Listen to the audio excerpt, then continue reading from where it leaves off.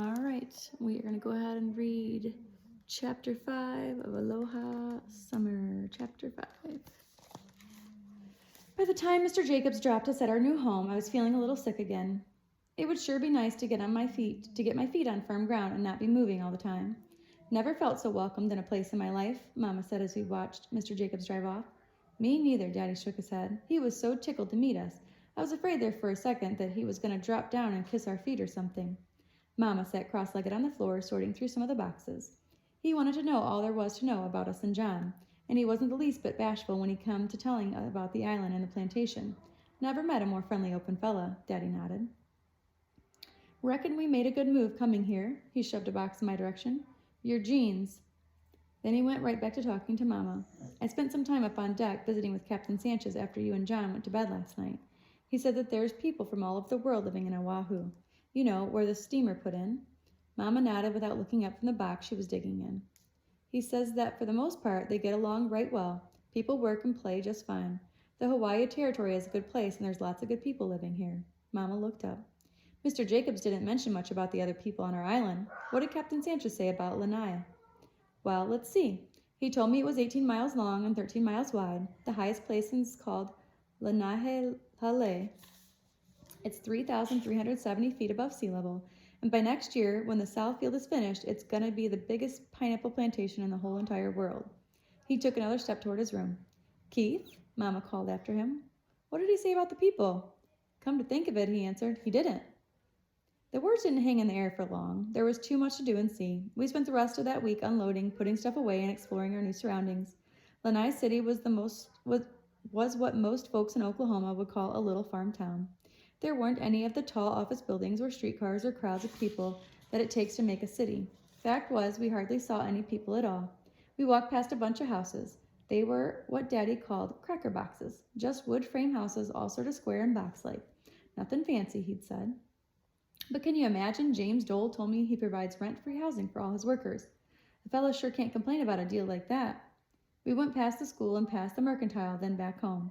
Although there were some fairly tall trees on the ridge north of Lanai City, where the mountain rose up, there were no palm trees swaying in the breeze for Mama to hang a hammock.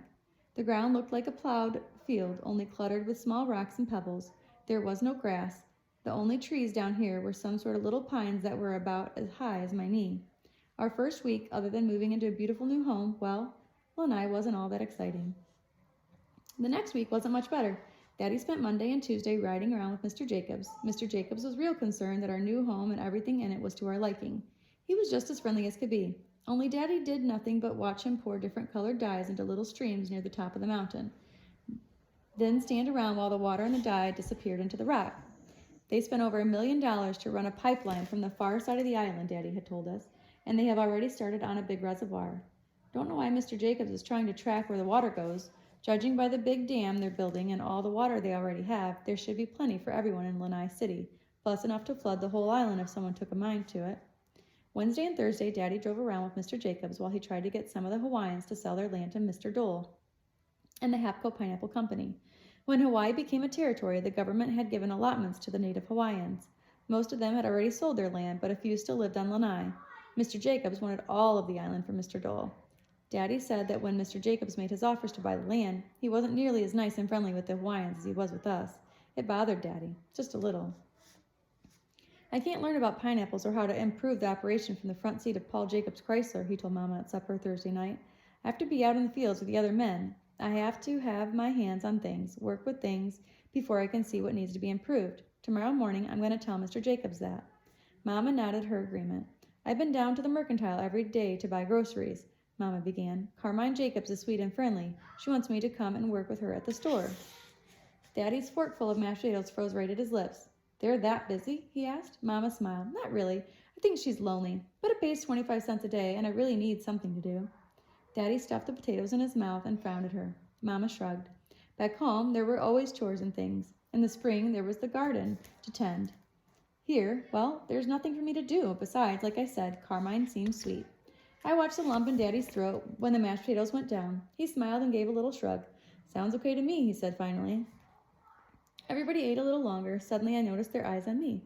How was your week, John? Daddy smiled. Enjoy your first week of school?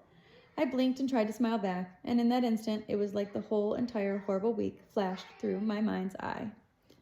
And I'm going to go ahead and read chapter 6 also. Chapter 6. The one thing I had most wanted was to find a new friend, someone like Charlie Eagle. That's why I had been so excited about starting school. Monday morning it rained.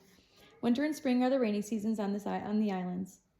The man with the strange accent informed Mama when she introduced us that morning. The rain should have subsided by this time, however. He made a little coughing sound and sneered down at our feet. The Orientals have a custom of leaving their shoes outside when they enter a home or building. During the raining season, we have adopted that custom. This keeps our building clean and neat. Now, most times, leastways back home, when someone introduces themselves, folks shake your hand and tell who they are. This guy was just commenced talking about rain and shoes. Mama introduced herself again. The man said his name was Mr. Foster. He was from Europe and would be my teacher. While he and Mama visited, I scurried back to the door and put my shoes alongside the others. I didn't mind being barefoot. In fact, going to school and not having to wear shoes sounded kind of neat. Then I noticed the hole where my big toe stuck through my sock. These were my best pair, and now I was going to have to sit around school all day with my toe hanging out.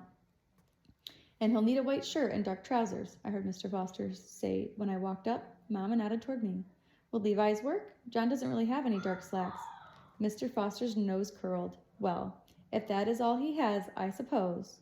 Mr. Foster was tall and lanky. He wore a tie and a coat. His white shirt was starched. As I listened to him talk, I figured his underwear must have been starched too. Mama told me she'd have lunch ready at noon, then left. Mr. Foster pointed with a stiff finger at the classroom door, and I walked in. The room was big, but there were only about 15 desks in the whole thing. Instead of being divided up in grades like in Oklahoma, the kids were in clumps with first graders through eighth graders all sitting together. There was a pasty white kid with red hair right in front of Mr. Foster's desk. A little ways behind him were the rest of the kids. All had black hair and dark faces. Their brown skin reminded me of Charlie Eagle and his family. Though I knew I wasn't as pasty white as the red-haired kid, I sure felt like I stood out from the crowd. Ladies and gentlemen, Mr. Foster announced stiffly, may I have your attention so that I may introduce our new student? Everyone stopped what they were doing and glanced toward me.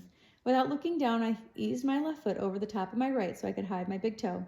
This is John Priddle. He comes to us from Oklahoma. Does anyone know where Oklahoma is? I thought I was going to die. Not only did I have to stand here with the whole class looking at my big toe, but I had to wait while someone walked to the big map on the wall and pointed at Oklahoma. The girl who had given me the horse was sitting by herself in the back of the room. She raised her hand. Mr. Foster kept looking around. Nobody else moved. Still he waited. Finally, he gave a stiff sigh. All right, Carol. She got up from her desk and walked across the room. Everyone was still watching me, though. I tried to smile and look pleasant. The girl picked up a yardstick and pointed. Inside my head, I was thinking, boy, I wish I was back there, back in Oklahoma right now. Good guess, Carol. Mr. Foster didn't smile. Does anyone know the capital of Oklahoma? Except for the little kids, almost every hand in the room went up. Ted Jacobs, Mr. Foster called. Ted Jacobs was the pasty white kid with the red hair. He stood up from his desk, looking almost as stiff as Mr. Foster. Oklahoma City? That's right. The corners of Mr. Foster's mouth went up just a fraction. Any farther from his face might have cracked. Excellent, Ted. I'm most impressed. It was all I could do to keep from rolling my eyes and shaking my head. I mean, Oklahoma City wasn't the hardest to put together with a state. Even the dumbest kid could get that one right. To make matters worse, Mr. Foster said, Does anyone have any questions for Mr. Priddle concerning life in Oklahoma? Nobody raised a hand. He waited. Finally, the girl with the long black hair raised her arm. But Mr. Foster waited and waited and waited. When no one else raised a hand, he cleared his throat. Very well, if no one has questions, I shall ask.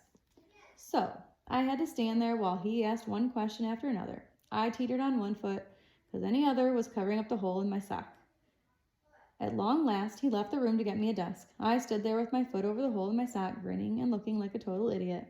I had on Levi's instead of dark slacks, my big toe stuck out of the hole in my sock, and if all that wasn't bad enough, Mr. Foster put my desk right in front of the class, next to Ted Jacobs. I sure hoped Ted was easier to talk to than his dad. We read and did math and read some more. When it was time for lunch, I got my shoes and ran home to eat. It had stopped raining, so I gobbled my food down so fast I almost choked. I wanted to get back and see what was going on at school. Maybe Ted Jacobs was okay. Maybe he would be my best friend. Ted Jacobs was the exact opposite of his dad. Mr. Jacobs talked and seemed friendly as he could be. Ted never talked. He never smiled. All he did was throw his baseball on the roof of the school and catch it when it rolled down. He acted as interested and friendly as a rattlesnake. After a time, I gave up on Ted Jacobs and started trying to make friends with some of the other kids. Maybe, without Mr. Foster around, they'd ask me questions about Oklahoma. Now that I had my shoes on, I didn't mind. The boys were right in the middle of a baseball game. I watched a while, but when I moved in their direction, they stopped playing and wandered toward the school. I didn't even get a chance to ask if I could play. Making new friends might be a little tougher than I thought. Maybe tomorrow would be different. Tomorrow wasn't any different. Neither was the next day or the day after that, or... My eyes fluttered. Mama and Daddy were still staring at me from across the dinner table. John, Daddy repeated, how was your first week of school? I didn't lie to my folks, but how was I going to tell Mama and Daddy how miserable school was? How was I going to tell them how lonely it was to not have anyone to play with or talk to? There was a gulping sound inside my head when I swallowed. It was just fine, I lied. That night, I tried to convince myself I really hadn't lied to them. Daddy was going to get Mr. Jacobs to let him start working in the pineapple fields with the other guys. Mama was going to start to work with Mrs. Jacobs at the mercantile so she'd have something to do. Me, well, I could make some changes too. I could spend some time with the guys, make them be friends with me. So it really wouldn't be a lie, not if I made things better. Then the first week of school really would be just fine.